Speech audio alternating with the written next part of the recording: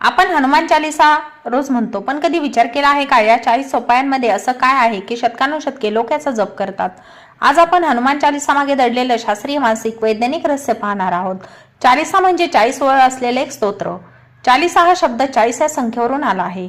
हनुमान चालीसा ही 16व्या शतकात तुलसीदासांनी रचली, पण हे फक्त धार्मिक स्तोत्र नाही, तर ही एक साऊंड हिलिंग टेक्निक आहे. पहा, विज्ञान सांगतं आपलं शरीर 70% पाण्यापासून बनलेलं आहे. कोणताही आवाज, कोणतीही फ्रिक्वेन्सी या पाण्यात सूक्ष्म कंपन निर्माण करते. मंत्र म्हणजे विशिष्ट स्पंदन असलेले शब्द. जेव्हा आपण हनुमान चालीसा म्हणतो तेव्हा प्रत्येक सोपाई मेंदू आणि शरीरावर विशिष्ट फ्रिक्वेन्सीचा परिणाम करते. तर ध्यान, जप किंवा मंत्रामध्ये 108 हे विशेष मानलं जातं, कारण 108 ऊर्जा नाड्या 108 ब्रह्मांडीय कंपनांचं प्रतिनिधित्व करतं. 108 सेकंदाचा चालीसा जप मन शांत करण्यासाठी पुरेसा आहे. हनुमान चालीसा म्हणताना आपला मेंदू थेटा ब्रेनवेव्ह स्थितीत जातो. ही अवस्था ध्यानात मिळते. तर हनुमान चालीसेचा जप केल्यावर काही मिनिटातच शरीर शांत होतं, कारण जेव्हा आपण एखादी ओळ वारंवार म्हणतो मेंदूतील ॲमिगडाला शांत होते, एनेक्झायटी कमी होते, हार्ट रेट स्थिर राहतो आणि फोकस वाढतो. तर हनुमान चालीसा ही एक मेडिटेशन आहे. जेव्हा तुम्ही जय हनुमान ज्ञान गुणसागर म्हणता तेव्हा तुमचा श्वास, आवाज, मेंदू आणि हृदय रिदम मध्ये काम करतं. यामुळे शरीरात एंडॉर्फिन्स निर्माण होतात. हे नैसर्गिक हॅपी हार्मोन्स आहेत.